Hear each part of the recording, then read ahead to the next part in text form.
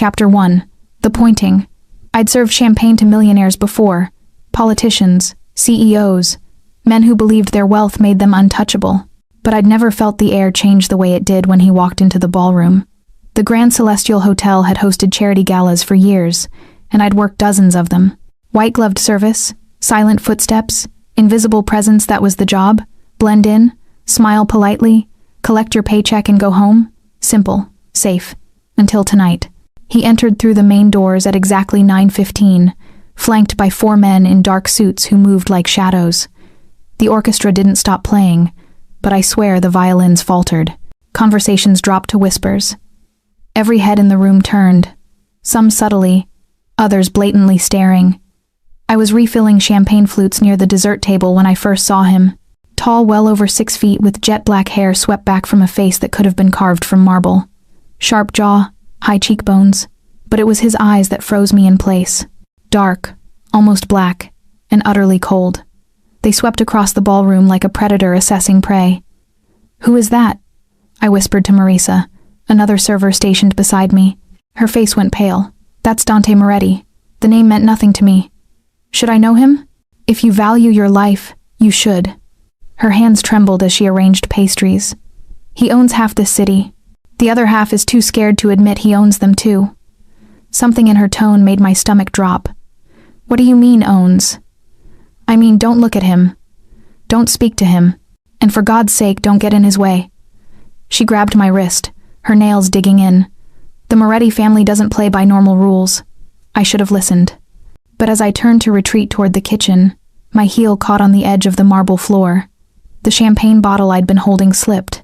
I lunged forward, catching it before it shattered, but the movement sent me stumbling directly into the path of Dante Moretti's approach. Time crystallized. I straightened, bottle clutched to my chest, and found myself less than 3 feet from him, close enough to see the faint scar cutting through his left eyebrow, close enough to smell expensive cologne mixed with something darker, gunpowder maybe, or danger itself. His eyes locked onto mine. The ballroom seemed to hold its breath.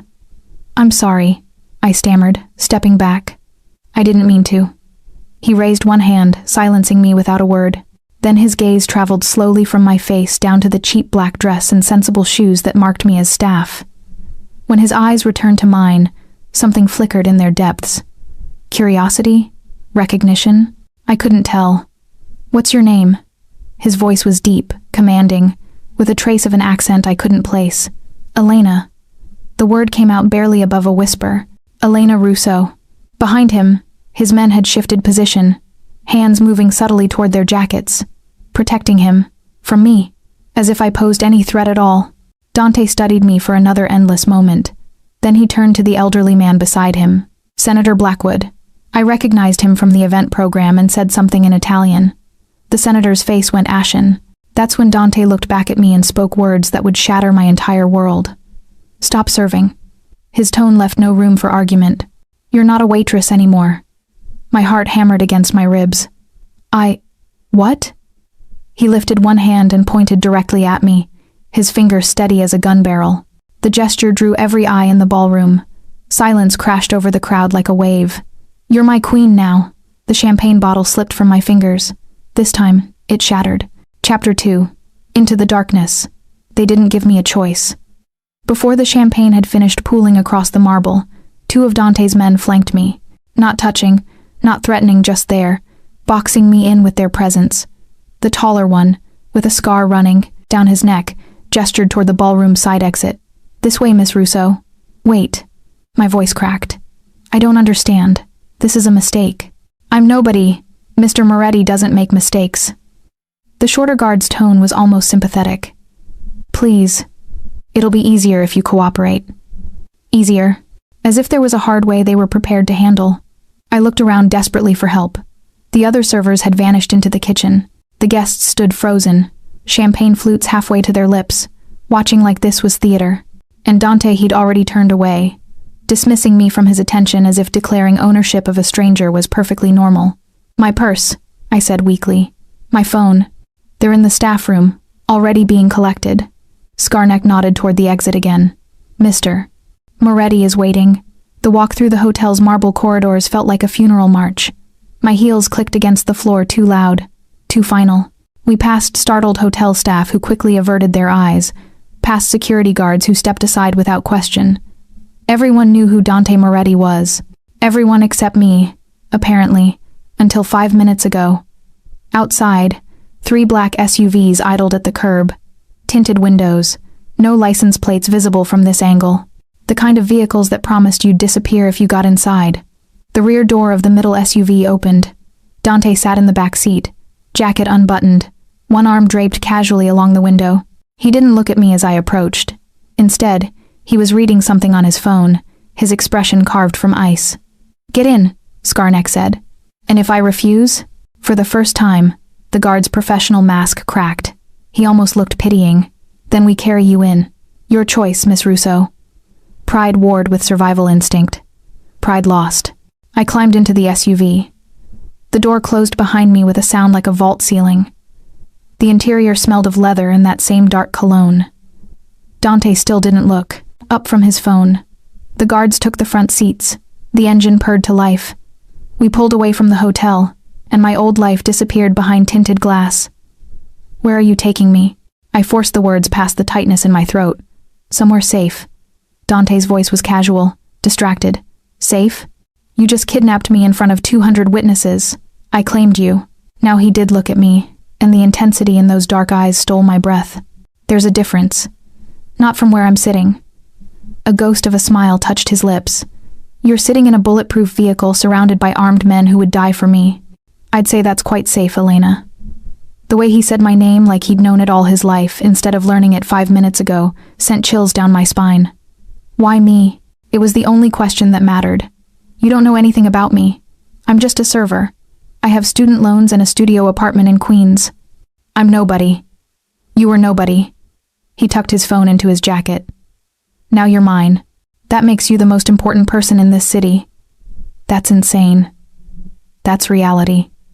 He shifted, angling his body toward me. Even sitting down, he radiated power. "Do you know what happens to women who catch the attention of other families, Elena? Rival organizations? They become targets, tools, leverage." My hands clenched in my lap. "I didn't ask for your attention. No." Something flickered in his expression, almost like regret. "You stumbled into my path by accident. Fate, perhaps. But the result is the same. Every person in that ballroom saw me claim you. The news is already spreading. By midnight, every crime family from here to Chicago will know your name." The car took a sharp turn, pressing me against the door. Outside, the city lights blurred past. "You're talking about organized crime," I whispered. "The Mafia. I'm talking about survival." His voice dropped lower, more dangerous. "I've made you a queen, Elena. That comes with protection. It also comes with expectations. I don't want to be anyone's queen. Too late." The finality in those 2 words wrapped around my throat like a noose. We drove in silence after that. 20 minutes through streets I recognized, then another 10 through neighborhoods I didn't. The buildings grew larger, more opulent. Mansions behind iron gates. Security cameras on every corner. Finally, we turned onto a private drive lined with ancient oak trees. At the end stood a house that made the word mansion feel inadequate. 3 stories of stone and glass, lit from within like a palace. Guards patrolled the grounds. Cameras tracked our approach. "Welcome home," Dante said as the SUV stopped at the front entrance. Home. The word tasted like ash. The guards opened our doors. Dante stepped out first, buttoning his jacket with practiced ease. He didn't offer me his hand. Instead, he simply waited, watching to see what I would do. I could run, try to escape into the darkness between the oak trees. I could scream, though who would hear me here? Or I could walk through those massive doors and into whatever nightmare awaited inside. I chose the nightmare, because the truth was settling into my bones like ice. Dante Moretti had made me visible, and in his world, visibility was the most dangerous thing of all. Chapter 3. The Gilded Cage. The interior of Dante's mansion was obscene. Marble everywhere, floors, columns, even the sweeping staircase that dominated the entrance hall. Crystal chandeliers cast prismatic light across oil paintings that probably cost more than my entire education. Armed men stood at strategic points throughout the house, their presence so constant I started to tune it out after the first dozen. This wasn't a home, it was a fortress. Your quarters are on the 3rd floor. Dante walked ahead of me without checking if I followed. His footsteps echoed through halls lined with doors I'd never dare open. East wing. You'll have privacy. There. How generous. Bitterness leaked into my voice. A luxury prison cell. He stopped so abruptly I nearly collided with his back. When he turned, his face was inches from mine, his expression carved from shadow and threat. You think this is prison? His voice dropped to barely above a whisper. I could show you what real captivity looks like, Elena. The basements where my enemies beg for death. The rooms where traitors learn the price of disloyalty. Would you prefer those accommodations? I forced myself not to step back, not to show fear. I'd prefer to go home. You are home, he resumed walking. The sooner you accept that, the easier this transition will be. We climbed the staircase each step, feeling like descending deeper into quicksand, and traveled down another corridor. Finally, Dante opened a set of double doors. The room beyond was bigger than my entire apartment. King-sized bed with silk sheets, sitting area with a fireplace, French doors opening onto a balcony, an attached bathroom visible through another doorway, all marble and gold fixtures. Whoever had prepared this room had thought of everything. Fresh flowers on the dresser, a walk-in closet already stocked with clothes, even a bookshelf filled with current bestsellers. The locks work from the inside only, Dante said, leaning against the doorframe. You're not a prisoner, but the security system will alert me if you try to leave the grounds. So I'm a prisoner with nice furniture. You're protected. He pushed off the frame, straightening. Back. There's a difference you'll come to appreciate. Will I? I turned to face him fully. You keep saying that. Protection. But protected from what? I was safe before tonight. I had a life small, maybe insignificant to you, but it was mine. Something shifted in his expression. For just a moment, the cold mask cracked, and I saw something underneath. Was it guilt? Regret? It vanished before I could be sure. You were never safe. His voice gentled, just slightly. You simply didn't know the danger you were in. What's that supposed to mean? But he was already turning away. Someone will bring dinner shortly. I suggest you eat and rest. Tomorrow we discuss the rules. Rules? Panic fluttered in my chest. What rules? Dante paused at the door, his hand on the frame. When he looked back at me, his eyes held something I couldn't decipher. The rules that will keep you alive, Elena. In my world, ignorance is the fastest path to a grave. Then he was gone, the door clicking shut behind him. I stood frozen in the center of that palatial room, my cheap work dress, a stark contrast to the silk and luxury surrounding me. Outside the French doors, the night pressed against the glass. I could see lights in the distance, the city continuing without me, oblivious to my disappearance. How long before someone noticed I was gone? My roommate Lisa was visiting her parents this week. My manager at the catering company would assume I'd quit without notice. I had no family, no close friends who'd miss me immediately. Dante had chosen his victim well. No, not victim. That's what he'd said. Queen. I walked to the French doors and tested the handle. Unlocked, as promised. The balcony was small but offered a view of the grounds below. Too high to jump. Even if I could somehow climb down, those guards patrolling the lawn would stop me before I reached the gate. The gilded cage was very real. A soft knock interrupted my spiraling thoughts. Come in, I called, expecting a guard. Instead, a woman in her 50s entered, carrying a covered tray. She had kind eyes and graying hair pulled back in a neat bun. I'm Mrs. Chen, the house manager. Mr. Moretti asked me to bring you dinner. She set the tray on the small table near the fireplace, then turned to me with something like sympathy in her expression. I know this must be frightening, she said gently, but Mr. Moretti, he's not what you think. He kidnapped me. He protected you. Mrs. Chen moved to the dresser, unnecessarily straightening the flower arrangement. I've worked for the Moretti family for 20 years. Dante's father was a monster, truly evil. But Dante, he only appears cold. Inside, he's different. You'll forgive me if I don't find that comforting. She smiled sadly. You will in time. Mr. Moretti has never brought a woman here before. Never claimed anyone publicly. That you're here at all. It means something. It means I was in the wrong place at the wrong time. Perhaps. Mrs. Chen moved toward the door. Or perhaps fate has better plans than either of you realize. Try to eat something. You'll need your strength." After she left, I stared at the covered tray for a long time before lifting the silver dome. Grilled salmon, asparagus, wild rice. Restaurant quality. My stomach growled despite everything. I ate mechanically, tasting nothing. Then I showered, standing under water hot enough to scald, trying to wash away the feeling of invisible chains. The clothes in the closet fit perfectly. Someone had measured me, probably during that SUV ride. The thought made my skin crawl. I chose simple pajamas and climbed into that massive bed. Sleep seemed impossible, but exhaustion pulled me under like a riptide. I dreamed of dark eyes and cold voices, of cages made of gold, of pointing fingers that felt like gun barrels. In the dream, I ran through endless marble corridors while Dante's voice echoed around me. "You're mine now. Mine, mine, mine." I woke, gasping. Dawn light filtered through the French doors. The mansion was silent except for distant footsteps, guards changing shifts, probably. My phone sat on the nightstand. They'd brought it up while I slept. When I checked it, my stomach dropped. 47 missed calls, 38 texts, all from unknown numbers, and one message that made my blood run cold. "Welcome to the Moretti family, Elena. Your coronation has begun." Below it, a photo. Me in Dante's SUV last night, visible through the window despite the tint. Someone had been watching, documenting, making me famous in all the worst ways. I was still staring at the screen when another message arrived, this one from Dante. "Breakfast in 30 minutes. Main dining room. Don't be late."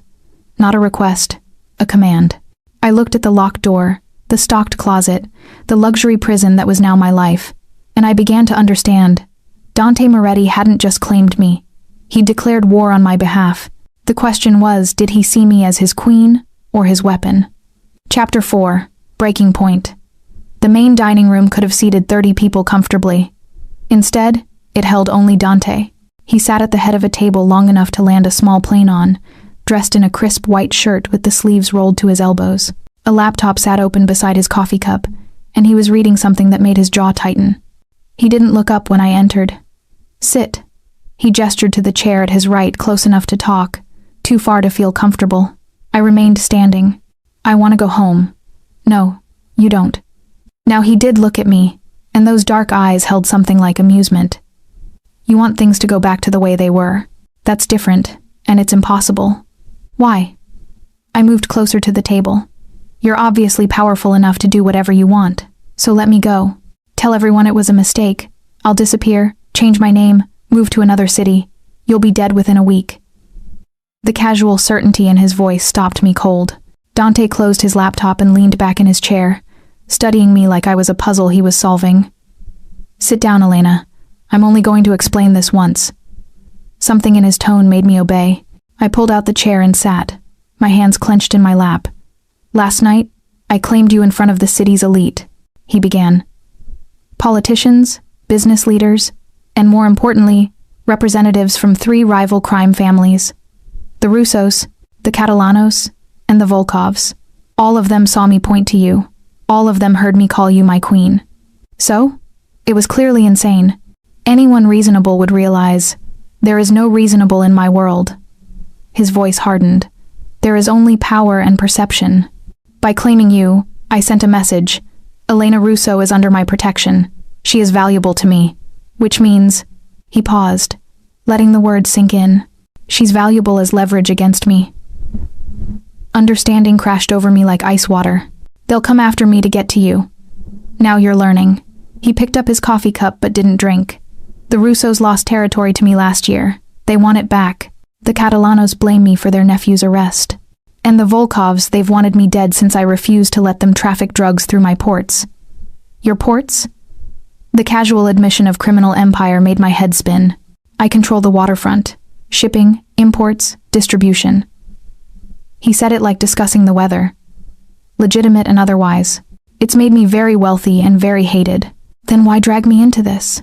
Frustration burst through my fear. "If I'm such a liability, why not just let me go? Announce you made a mistake. I don't make mistakes." The words cut like a blade, and showing weakness would be worse than the initial problem. "If I let you go now, I look indecisive. Soft. And soft men don't survive in my position." I stared at him, anger building in my chest. "So I'm stuck being your human shield because of your pride? You're stuck being my queen because I won't let you die." The intensity in his voice made me flinch. "There's a difference."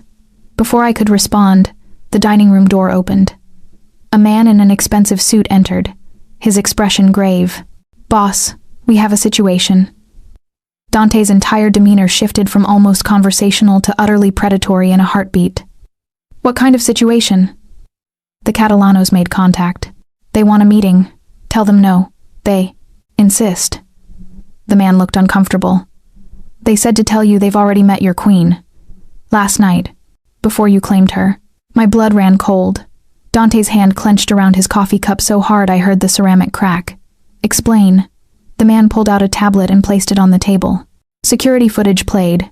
Me at the gala, hours before Dante arrived, serving drinks to a group of men in dark suits. One of them, older, with silver hair and a cruel smile, had grabbed my wrist when I'd tried to refill his glass. The footage had no sound, but I remembered that moment clearly. He'd whispered something disgusting in my ear, his grip tight enough to bruise. I'd pulled away and reported him to hotel security. They'd done nothing. "That's Marco Catalano," Dante said quietly. Too quietly. "The head of their family. He was drunk," I said quickly. "He grabbed me. I got away. That's all. It was nothing. It was everything." Dante shoved the tablet away. "He touched you. Before I claimed you. But the timeline won't matter to him. He'll use this as leverage. Claim I stole something he saw first. I'm not a thing to be stolen. In this world you are." He stood abruptly, the movement violent enough to knock his chair back. "And now Marco Catalano thinks he has a claim on you, which means this situation just escalated from complicated to deadly." The guard looked between us. "Sir, your orders?" Dante stared at the tablet, at the frozen image of Marco's hand on my wrist. When he finally spoke, his voice was pure ice. "Double the security on the house. No one gets within a mile of Elena without my explicit permission. And send a message to the Catalanos. The girl belongs to me. If Marco or any of his men come near her again, I'll burn their territory to the ground." "Understood." The guard left quickly, as if afraid to linger in the room's sudden cold. I sat frozen, watching Dante. His hands were braced on the table, his shoulders rigid with controlled fury. This was the man Mrs. Chen had called different inside, but right now, he looked every inch the monster his reputation promised. "This is insane," I whispered. "All of this over a waitress. You're not a waitress anymore." He turned to me, and the darkness in his eyes made my breath catch. "You're the woman I chose. That makes you more valuable than weapons, more dangerous than secrets. In my world, Elena, you just became the most important piece on the board. I don't want to be a piece. I don't want any of this. What you want stopped mattering the moment you stumbled into my path." He moved around the table, each step measured and predatory. "Now we're playing a game where the stakes are your life, and I'm the only one who knows the rules." He stopped directly in front of me, close enough that I had to tilt my head back to meet his eyes. "So here's what's going to happen," he said softly. "You're going to stay in this house. You're going to follow every order I give without question. And you're going to trust that I will do whatever it takes to keep you breathing. Because if you die, Elena, if any of my enemies manage to hurt you, it'll start a war that burns this entire city. You're insane." "No." A ghost of a smile touched his lips. "I'm practical. There's a difference." He reached out slowly, giving me time to pull away, and tucked a strand of hair behind my ear. His fingers were surprisingly gentle, the touch at odds with the violence humming beneath his skin. "You're mine now," he murmured. "That protection comes with a price. But I promise you this. Elena Russo, no one will touch you again. Not Marco Catalano, not anyone. I'll paint this city red before I let harm reach you." His words should have terrified me. Instead, something warm and dangerous flickered to life in my chest. Because standing there in his dining room, with his hand still hovering near my face, I realized a horrible truth.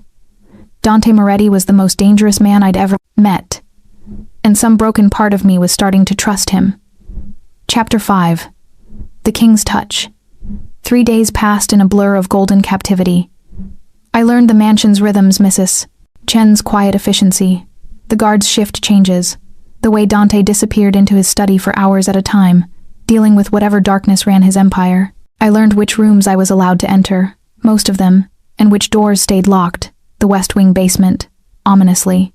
I learned to sleep with one eye open, waiting for threats that never came. On the fourth morning, Dante knocked on my bedroom door at dawn. "Get dressed," he called through the wood. "Something appropriate for the cold. We're going out." "Out? Out?" I opened the door, still in my pajamas. "You've kept me locked up for days, and now, you're not locked up. You're protected." His eyes swept over me, and something flickered in their depths before he looked away. 5 minutes, Elena. Don't make me wait." The closet yielded dark jeans, a cashmere sweater, and a leather jacket that fit like it was made for me. Probably was. When I emerged, Dante was leaning against the hallway wall, scrolling through his phone. He wore all black jeans, Henley, leather jacket, and looked like sin personified. "Where are we going?" I asked as we descended the stairs. "Somewhere you need to see." The SUV waited outside, same guards as before, but this time, Dante sat closer, close enough that his thigh pressed against mine, close enough to feel the heat radiating through his clothes. We drove north, out of the city, into areas where buildings gave way to industrial warehouses. The kind of neighborhood where people didn't ask questions, where screams went unnoticed. My stomach tightened. "Relax," Dante said without looking at me. "I'm not taking you somewhere to hurt you." "Then where?" "To show you the truth." We stopped at a warehouse with blacked-out windows and guards at every entrance. Dante led me inside, his hand on the small of my back, possessive, protective, impossible to ignore. The warehouse interior had been converted into something between a bunker and a palace. Security monitors lined one wall, tracking dozens of locations throughout the city. Armed men moved between stations with military precision. This wasn't just an office. This was a war room. "This is the heart of my operation," Dante said, stopping in the center of the space. "Everything I control, everything I've built, it all flows through here. Why are you showing me this? Because you need to understand what you're worth." He turned to face me fully. "Every screen you see represents territory I fought for. Every guard here would die to protect it. And right now, Elena, you're more valuable than all of it combined. That's insane. That's reality." He gestured to one of the monitors. "This morning, I received intelligence that Marco Catalano has put a bounty on you. $5 million to whoever delivers you to him alive." The floor tilted beneath my feet. $5 million, I repeated numbly. "He wants to prove a point. That he saw you first. That my claim means nothing." Dante's jaw tightened. "He's making you the opening move in a war. Then end it." Desperation cracked my voice. "Give me to him. Collect the bounty yourself." His hand shot out, gripping my chin and forcing me to meet his eyes. "Don't ever say that again." The intensity in his voice, in his touch, stole my breath. "You think I'd hand you over?" His thumb brushed my jawline, the gesture almost tender. "You think I've spent 4 days fortifying my defenses, mobilizing my men, burning resources all to just surrender you to that animal? Then what do you want from me?" The question came out as a whisper. "I want you to stop fighting this." His hand slid from my chin to cut my cheek, his palm warm against my skin. "I want you to understand that you're safer with me than anywhere else in this world, and I want you to trust that I will destroy anyone who tries to take you." We stood frozen in the center of that war room, surrounded by guards and monitors and weapons. But in that moment, it felt like we were completely alone. "Why?" I forced myself to ask. "Why does it matter so much? You don't know me." "I'm nothing to you. You're everything." The words escaped him like a confession he hadn't meant to make. Then his expression hardened, and he stepped back, breaking the connection. "Because I claimed you. That's reason enough." But I heard the lie in his voice. Before I could call him on it, one of the guards approached. "Boss," the perimeter alert just triggered. 3 vehicles approaching from the south access road. Dante's entire demeanor shifted instantly. Identification? Unknown. No plates. Heavily armed. "Elena." Dante grabbed my wrist, his grip iron hard. "Come with me. Now." He pulled me through the warehouse to a back room I hadn't noticed.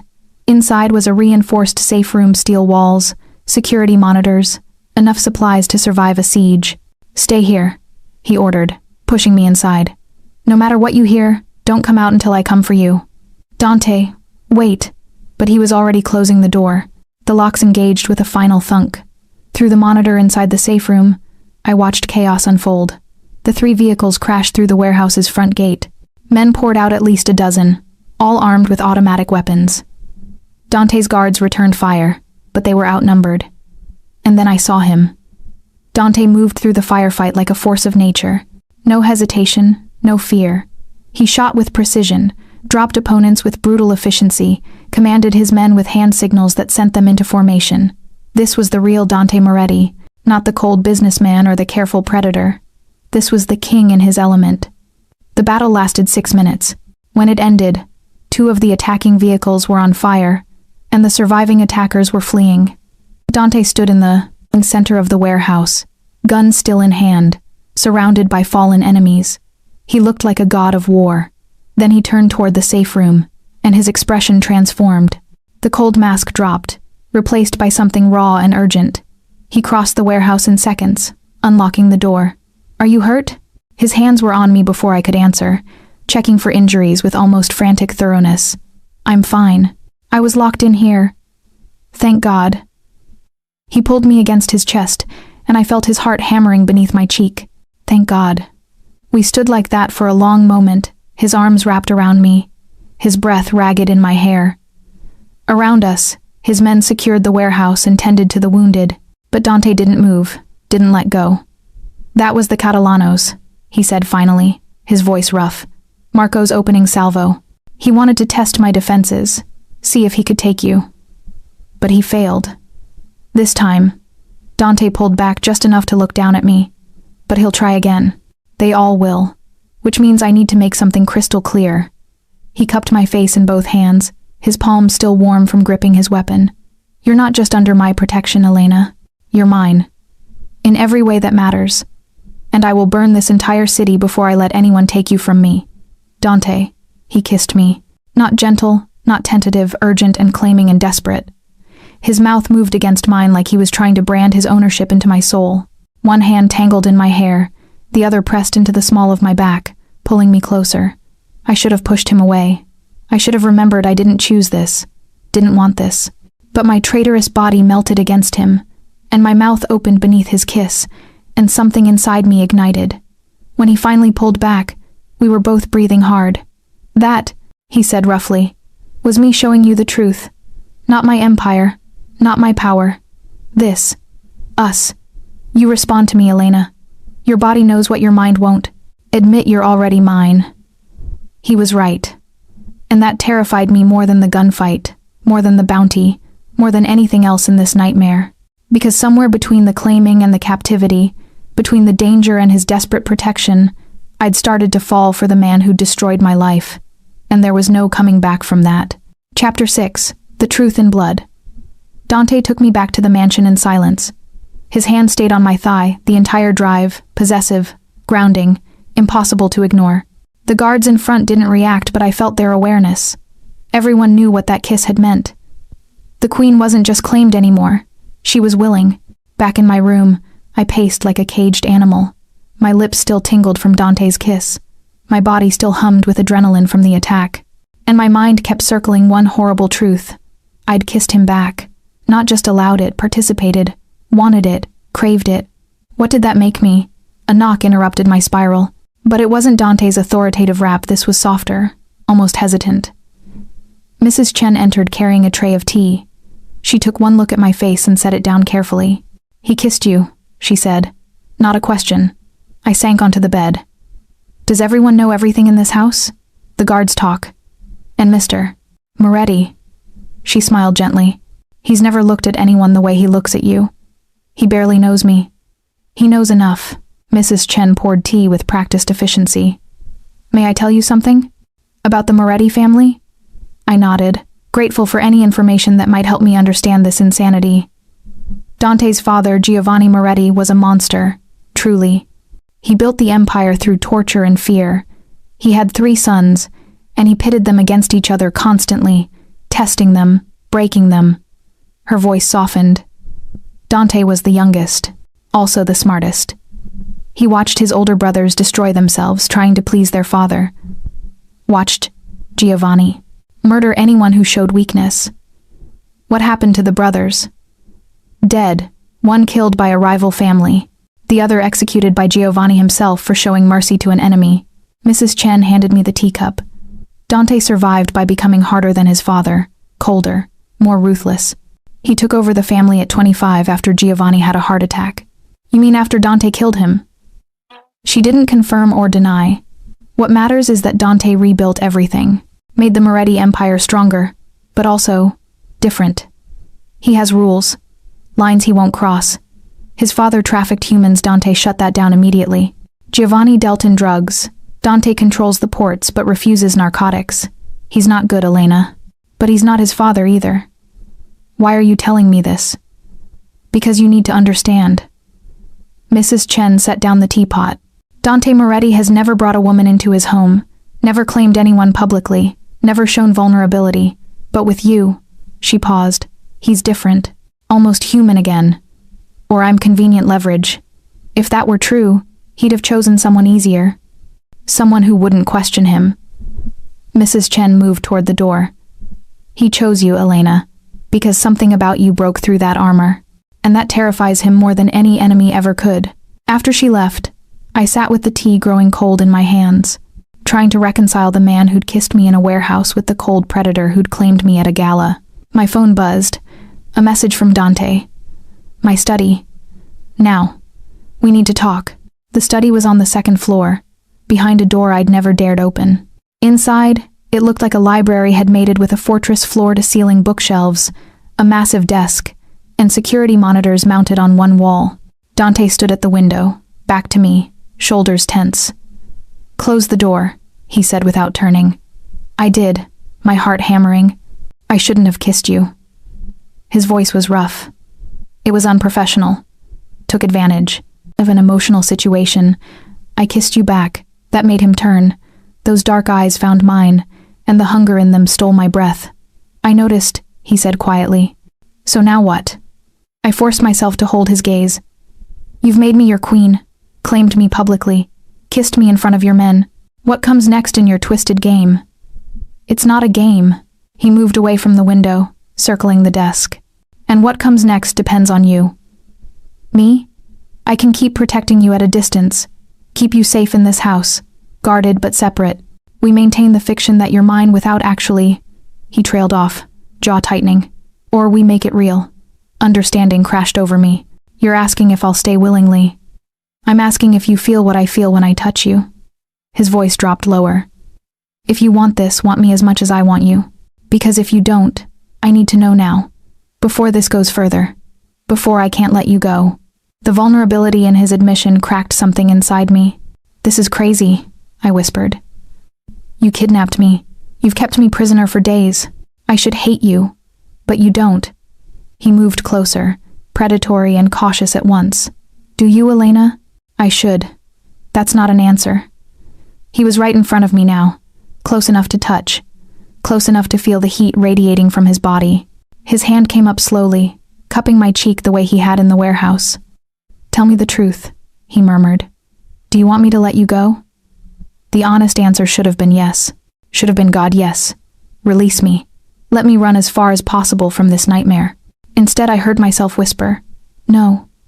His eyes closed briefly, and when they opened, the intensity there nearly knocked me over. Then say it, he commanded softly. Say you're mine, not because I claimed you, because you choose it. The word stuck in my throat, because saying it out loud made it real, made this insanity my choice instead of his theft. But standing there with his hand on my face, with the memory of his kiss burning through my veins, I realized the truth. I'd already chosen. Somewhere between the terror and the protection, between the danger and his desperate defense of me, I'd stopped being his captive and become something infinitely more dangerous, his willing queen. I'm yours, I whispered. The words had barely left my lips before he kissed me again, harder this time, deeper, with none of the desperation from the warehouse. This was claiming and surrender at once, his mouth moving against mine like he was trying to memorize the taste of my submission. His hands slid down my back, pulling me flush against him. I felt every hard plane of his body, every coiled muscle. This was the man who'd killed to protect me hours ago, the man who'd declared war for me, and I was surrendering to him completely. When he finally pulled back, we were both breathing hard. His forehead rested against mine, his hands still locked on my waist. Elena. My name was a prayer and a curse on his lips. You have no idea what you've just done. Probably signed my death warrant. No. His grip tightened. You've just made yourself the most powerful woman in this city. Because now I'll burn the whole world for you. Not out of obligation, but because you're mine. Before I could respond, his phone buzzed. He cursed and checked it, his expression darkening. What? I asked. Marco Catalano. He's requesting a meeting. Says if I don't agree, he'll start killing my men one by one until I hand you over. Cold fear washed through me. So what do we do? Dante looked at me, and the darkness in his eyes promised violence. We give him a meeting, he said quietly, and I show him exactly what happens to men who threaten what's mine. Chapter 7. The Crown of Blood. The meeting happened on neutral ground, an abandoned factory in Brooklyn, chosen because it was far enough from both territories to be considered safe. Safe being relative when you were walking into a room full of killers. You're staying in the car, Dante said for the third time as we drove through the night. No. I'd said it 3 times too. If this is about me, I should be there. If this is about you, I don't want you anywhere near Marco Catalano. His hand tightened on my thigh, that possessive gesture I'd come to recognize. He's a monster, Elena. What my father was, Marco is worse. And he wants you specifically to hurt me. Then let me help hurt him back. Dante's eyes cut to me, something like pride flickering in their depths. You're not afraid anymore. Oh, I'm terrified. My voice shook despite my best efforts. But I'm tired of being helpless. Tired of hiding while people fight over me like I'm a trophy. If I'm your queen, let me act like one. The SUV stopped. We'd arrived at the factory, a skeletal structure of rusted metal and broken windows. Cars surrounded it on all sides. The Catalano family had brought at least 30 men. Dante had brought 50. If you come inside, he said slowly, you stay behind me at all times. You speak only if I allow it. And if anything goes wrong, you run. Understand? Yes. He studied my face for a long moment, then nodded. Then let's introduce you properly to my world. The factory interior was lit by industrial work lights, casting harsh shadows across the space. In the center, a makeshift conference table had been set up, really just planks across sawhorses, but it served the purpose. Marco Catalano sat on the far side, flanked by his lieutenants. He was older than I'd remembered from the Gala late 50s, with silver hair and a smile that promised pain. When his eyes landed on me, I felt physically ill. Ah, his voice carried across the space. The little waitress. Come to join the grown-ups? Dante's hand touched the small of my back, barely there. But I felt the warning in it. Stay calm. Don't react. You requested this meeting, Marco, Dante said coldly. State your purpose, or we leave. My purpose is simple. Marco leaned back in his chair, casual as a king on his throne. You stole something that was mine. I want her back. She was never yours. I saw her first. Touched her first. Marco's smile widened. That makes her mine by right of claim. Your right to nothing. Dante's voice dropped into a register I'd never heard, pure threat wrapped in silk. You grabbed a waitress at a party. I claimed a queen in front of witnesses. These aren't equivalent. Then let's make them equivalent. Marco gestured to one of his men, who placed a briefcase on the table. $10 million. For the girl. The silence that followed was deafening. You think I'll sell her? Dante's words were barely above a whisper. I think you'll be practical. Marco opened the briefcase, revealing stacks of cash. She's pretty, I'll grant you. But she's a nobody. No connections, no family, no value except what you've assigned her. Why start a war over one disposable woman when you could be 10 million richer? I felt Dante's entire body coil beside me. Every one of his men shifted, hands moving toward weapons. The room balanced on the edge of violence. Let me make something clear, Dante said, each word carved from ice. Elena isn't for sale. She isn't negotiable. She isn't a possession you can purchase. She's my queen, my equal, and the single most important person in my life. So here's my counteroffer, Marco. He stepped forward, and I followed despite every instinct screaming to run. Withdraw your bounty. Apologize for the attack on my warehouse, and acknowledge publicly that Elena Russo belongs to me and no one else. Dante's voice hardened. Do that, and you get to walk out of here alive. Marco's smile never faltered. And if I refuse, then we have a war. One you'll lose, because I have more men, more resources, and more motivation. Dante's hand found mine, threading our fingers together. You threatened the woman I love. That's not something I forgive. The words echoed through the factory. The woman I love. Marco's expression darkened. You're bluffing. The great Dante Moretti doesn't love, doesn't feel. You're your father's son, cold, calculating, heartless. I was. Dante pulled me closer, his arm sliding around my waist. Until Elena stumbled into my life and changed everything. Now I'm something far more dangerous than my father ever was. I'm a man with something to lose. Then let me help you lose it. Marco stood, and 20 guns rose with him, his men pointing at us from every angle. Dante didn't flinch. You pull those triggers, and my men return fire. You'll kill me maybe, but you'll die too, and your entire family will be wiped out by morning. Is that worth it, Marco? Is your pride worth extinction? The standoff held for an eternity. Then Marco laughed sharp and cruel. You've gone soft, Moretti. Love makes you weak. No. Dante's voice was absolutely certain. Love makes me lethal, because now I have something worth killing for. He turned to me then, in front of everyone, and cupped my face in his hands. Do you trust me? I should have said no, should have questioned everything. But looking into his eyes, seeing the raw emotion there, I knew my answer. Yes. Then watch what happens to men who threaten you. Dante turned back to Marco, and his expression transformed into something inhuman.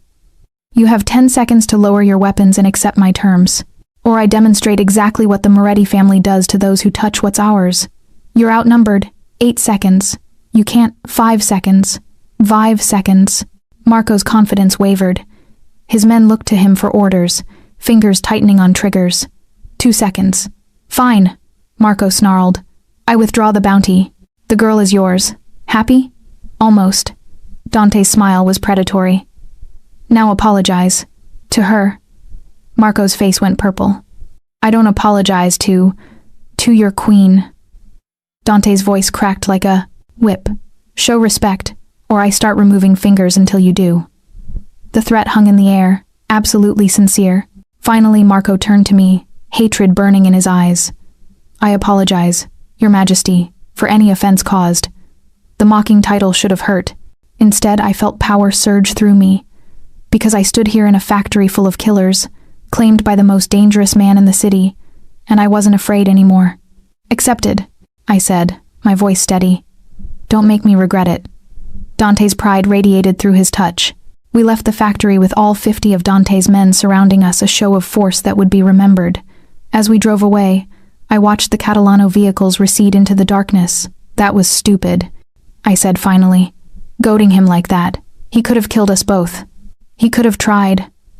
Dante pulled me against his side, but he didn't, because he saw the truth that I meant every word. I would burn this entire city for you, Elena, and now everyone knows it. The woman you love? I repeated his words from the factory. Was that part of the act? He looked down at me, and the vulnerability in his expression took my breath away. No act, he said softly. I don't know when it happened. Maybe the moment you stumbled into my path. Maybe when you first defied me. Maybe when you kissed me back. His hand cupped my cheek. But it's real, Elena. Terrifyingly, impossibly real. I should have been skeptical, should have questioned if this was Stockholm Syndrome or manipulation, but my traitorous heart knew the truth. I think I love you too, I whispered. Even though it's insane, even though I barely know you, even though this whole situation is completely... He kissed me, swallowing the rest of my words, and in that kiss, I felt everything he couldn't say. The fear, the desperation, the overwhelming need to protect. This wasn't the cold Mafia king. This was just a man who'd found something precious and would destroy the world to keep it. When we pulled apart, he pressed his forehead to mine. When we get home, he murmured, I'm going to take you to my bedroom. I'm going to show you exactly what it means to be my queen. And tomorrow, we're going to start planning your coronation. Coronation? A public ceremony, making you officially part of the Moretti family. His thumb traced my jawline. Making you my wife. The world tilted. Wife? Did you think I'd keep you as just a girlfriend? A mistress? His smile was pure possession. No, Elena, you're going to be my queen in every way. My partner, my equal, my wife. I should have protested, should have said it was too fast, too insane. Instead, I kissed him again, surrendering completely to the madness. Because in Dante Moretti's world, I'd learned that love and danger were the same thing. And I was drowning in both. Chapter 8. The Coronation. The next 3 weeks blurred together in a haze of preparation and protection. Dante was true to his word about making me his wife. But first, I needed to understand what that truly meant in his world. The coronation isn't just a wedding. Mrs. Chen explained as she helped me into yet another designer dress for another meeting with another family. It's a public declaration of power. Every crime family in the tri-state area will attend. They'll see you crowned as Dante's queen, and they'll understand that harming you means declaring war on the Morettis. So I'm a political statement. You're much more than that. She adjusted the necklace at my throat, diamonds that cost more than my former apartment. You're the first woman Dante has ever claimed. The first he's ever loved. That makes you incredibly powerful, if you're smart enough to use it. I was learning to be smart. Dante taught me himself, in stolen moments between meetings and threats. He showed me how to read people, how to project authority, how to navigate the dangerous politics of organized crime. But at night, behind the locked door of his bedroom, where I now slept, he showed me something else entirely. How to trust, how to surrender, how to love a monster and find the man underneath. Tell me about your family, I whispered one night, tangled in his sheets with his arms wrapped around me. Why? His voice was rough with exhaustion. We'd just survived another attempt on my life, this time a car bomb defused by his security team. They're all dead. Then tell me about who you were before you became this. His arms tightened. For a moment I thought he wouldn't answer. Then, I was 7 when my father first made me watch him kill someone. A man who'd stolen from the family. Giovanni wanted his sons to understand that mercy was weakness. Dante's voice was flat, emotionless. My brothers cried. I didn't. So my father decided I was the strong one, the one worth investing in. That's horrible. That was my life. His hand traced patterns on my bare shoulder. He trained me to be ruthless, cold, perfect, and I became everything he wanted, until I watched him execute my oldest brother for showing compassion to an enemy's daughter. How old were you? 15. Old enough to understand that Giovanni Moretti would eventually kill all his sons if they didn't kill him first. He paused. So when he had his heart attack 10 years later, I made sure the doctors didn't try very hard to save him. I turned in his arms, looking up at his face in the darkness. You're not a monster, Dante. I've killed over 30 people personally, Elena. Ordered the deaths of hundreds more. I'm exactly a monster. Then why are you so gentle with me? I traced the scar through his eyebrow. Why do you hold me like I'm precious instead of a possession? Because you are precious, his voice cracked.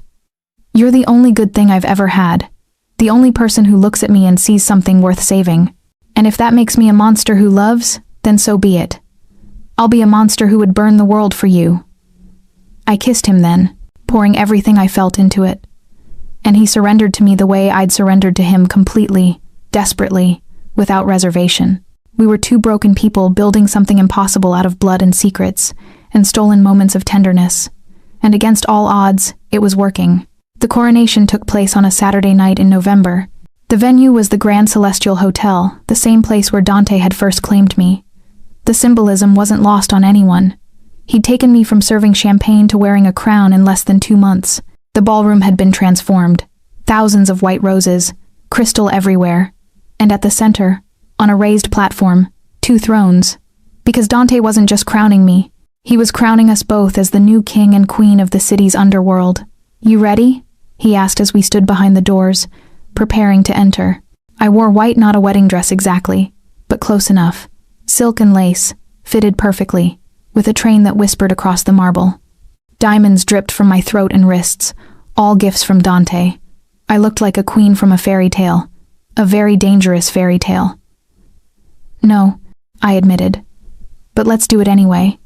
He smiled, a rare, genuine expression that transformed his entire face. That's my queen. The doors opened. Every crime family in 3 states had come. Hundreds of people, all dressed in their finest, all watching as Dante led me down the aisle. I recognized faces from the newspapers, politicians, judges, business leaders, all of them on the Moretti payroll, all of them here to witness power changing hands. We reached the platform. Dante turned to face the crowd, his hand never leaving mine. "Thank you for coming." His voice carried across the ballroom. "Tonight, we gather to witness something unprecedented. For the first time in Moretti family history, we crown not just a king but a king and queen together." Murmurs rippled through the crowd. "Elena Russo came into my life by accident," Dante continued. "She had no family connections, no power, nothing that should have made her matter in this world. But she became the most important person in my life anyway. She challenged me, changed me, made me believe that even someone like me could deserve something good." His eyes found mine, and the emotion there made my breath catch. "So tonight, I claim her not just as my queen, but as my wife, my partner, my equal in all things." He raised our joined hands. "And I promise to her and to all of you that anyone who threatens her threatens me, and anyone who harms her will face the full wrath of the Moretti Empire." A man in ceremonial robes approached some kind of priest who'd agreed to oversee this unholy ceremony. He placed a crown on Dante's head first, heavy gold, embedded with black diamonds. Then he turned to me. "Elena Russo," he intoned, "do you accept this crown? Do you accept the responsibilities and dangers of ruling beside Dante Moretti? Do you swear to uphold the family's honor, protect its interests, and stand as queen to all who fall under its protection?" Every instinct screamed that I should run. Instead, I heard myself say, "I do." The crown settled onto my head, lighter than Dante's, silver and diamonds that caught the chandelier light. The priest stepped back. Then, by the power vested in me, and witnessed by all assembled, "I declare you Dante and Elena Moretti, king and queen of this city. May your reign be long and prosperous." The ballroom erupted in applause. Dante turned to me, and in front of everyone, he kissed me. Not gentle, not chaste, claiming and possessive, and utterly sincere. His hands cupped my face, and I felt his heart hammering beneath my palms pressed to his chest. When he pulled back, he whispered against my lips, "Now you're truly mine, and I'm truly yours." "Until death?" I whispered back. "Beyond death." His smile was fierce. "I'll love you into eternity, Elena. That's my vow." The reception that then followed was surreal. Crime bosses congratulated us. Politicians kissed my hand. Everyone pretended this was normal, that crowning a Mafia queen was just another Saturday night event. But I caught the looks, the calculation in people's eyes as they assessed me. The fear mixed with respect. I'd become powerful overnight, and that power came with a target on my back. Near midnight, Dante pulled me onto the dance floor. The orchestra played something slow and romantic, utterly at odds with the dangerous crowd surrounding us. "Any regrets?" he asked as we swayed together. "About 100. I rested my head against his chest. "But none that involve you." "Good." His arms tightened around me. "Because you're stuck with me now. For better or worse, richer or well, we'll always be rich. But you get the idea." I laughed despite everything. "That's a terrible vow. I'm a terrible romantic." He pulled back to look at me, and the love in his eyes was devastating. "But I'm yours, Elena. Completely. Irrevocably. Forever. Even when forever gets dangerous, especially then." We kissed again, lost in each other while the world watched. And in that moment, I realized something crucial. I'd stopped being a victim. I'd stopped being a captive. I'd become exactly what Dante had declared that first night. A queen. His queen. And God help anyone who tried to take my crown. Chapter 9. The War Comes Home. We had 3 weeks of peace. 3 weeks of playing house in Dante's mansion, of learning to be his partner, of believing we might actually survive this. Then Marco Catalano burned that peace to ash. It happened on a Thursday night. Dante and I were in his study, reviewing security footage from the ports where a shipment had gone missing. Normal criminal empire business, almost boring in its routine. Then every alarm in the mansion screamed to life. "Stay here." Dante was on his feet instantly, gun appearing from somewhere I hadn't seen. Locked the door behind me. An explosion shook the house. Then another. Another. "They're breaching the perimeter," Dante snarled into his phone. "All units converge on the house. Protect the queen at all costs." The study door exploded inward. Men in black tactical gear poured through 6 of them, heavily armed. Dante shot 3 before I could scream. His guards burst in from the hallway, engaging the rest in brutal close-quarters combat. But more kept coming. "Elena, run!" Dante roared as he dropped another attacker. I ran. Through the mansion's corridors, my heels pounding against marble. Behind me, Gunfire echoed like thunder. Men were shouting orders. The house that had been my gilded cage was now a war zone. I reached the main staircase just as the front doors exploded. More men, dozens of them. And at their center, smiling like a demon, was Marco Catalano. "There's my little queen," he called up to me. "Did you miss me?" I turned to run back upstairs and found myself surrounded. Marco's men had come from both directions. I was trapped on the landing, nowhere to go. "Don't hurt her," Dante's voice carried from somewhere behind me. "Marco, this is between us." "Oh, this stopped being between us the moment you stole my property." Marco ascended the stairs slowly, savoring his victory. "Now it's about showing you what happens when you take what's mine." He reached the landing, grabbed my arm in a grip that would leave bruises. "Let's go have a conversation, Your Majesty. One where you'll learn that crown means nothing without the power to keep it." "Touch her again." Dante's voice was utterly cold. "And I'll kill everyone you've ever loved." Marco laughed. "You're surrounded, Moretti. Your men are dead or dying. Your house is burning. And your precious queen is coming with me. So why don't you be a good little king and—" I drove my elbow into his throat. Mrs. Chen had taught me that. During our lessons on deportment, she'd also taught me how to fight dirty, how to survive, how to kill if I had to. Marco choked, his grip loosening. I tore free and ran not away from Dante, but toward him. Toward the man who'd declared war for me, who'd crowned me, who loved me enough to burn cities in my name. "Elena." Dante caught me as I reached him, pulling me behind the shelter of his body. "You should have run." "I'm done running." I grabbed the gun from the fallen guard beside us. "I'm your queen. That means I fight beside you." His eyes widened, then filled with something like fierce pride. "Then let's show them what happens when they threaten the Morettis." We fought back to back as Marco's men closed in. Dante was a force of nature, precise, brutal, devastating, and I was learning. I shot a man trying to flank us, dropped another who aimed at Dante's back, became the queen this world had forged me into, dangerous, deadly, and desperately in love with the monster beside me. But we were outnumbered. "The panic room," Dante gasped between shots. "Third floor. We can hold out there until reinforcements." Another explosion rocked the house. The floor beneath us cracked, gave way. We fell in a tangle of debris and darkness, hitting the ground floor hard enough to knock the air from my lungs. My gun skittered away into the rubble. Above, I heard Marco laughing. "Such a tragic ending," he called down. "The king and queen, dying together in their burning palace. How romantic." Dante tried to rise, but I saw blood spreading across his shirt. He'd been hit during the fall, something sharp buried in his side. "Stay down," I whispered desperately. "Please, Dante." "Never." He struggled to his knees. "Not while you're in danger." Marco's men were descending the damaged stairs. 10 of them, maybe more, all armed, all prepared to finish this. This was how it ended, in blood and fire and sirens, dozens of them, screaming through the night. Then the front doors exploded again, but this time, Dante's men poured through. His backup, his army, 50 men, all, bearing the Moretti family crest, all armed for war. The battle turned instantly. Marco's forces broke, ran, and Marco himself, he backed toward the door, face twisted with rage. "This isn't over, Moretti," he snarled. "You can't protect her forever. Watch me." The shot came from my hand. I'd found my fallen gun in the rubble, aimed it at Marco Catalano, and pulled the trigger without hesitation.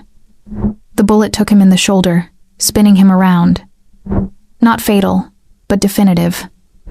"That's for touching me," I said, my voice steady despite the shaking in my hands. "For threatening him, for trying to take my crown." Marco stared at me, shock replacing rage. You shot me." "I'm the queen," I said simply. "What did you expect?" Dante's men dragged Marco away.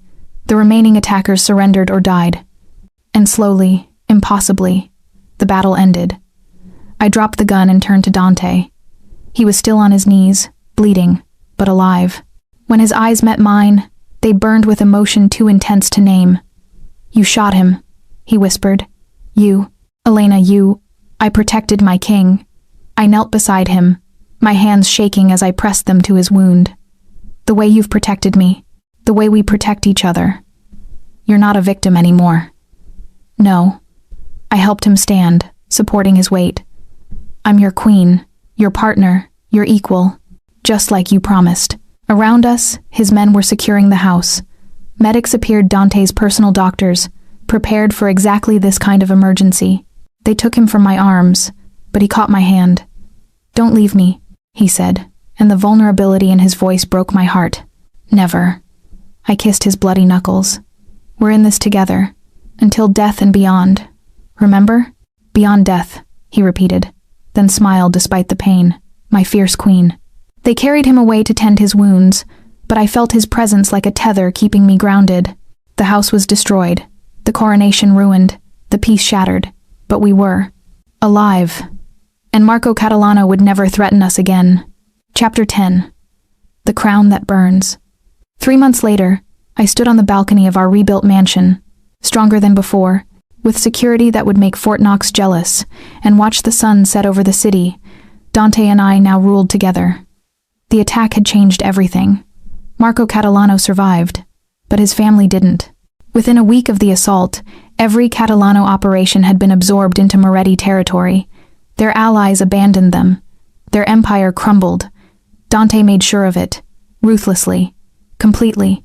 But he also made sure I was involved in every decision, every strategy, every move, because I wasn't just his queen anymore. I was his partner in every way that mattered. "You're thinking too loud," Dante's voice came from behind me.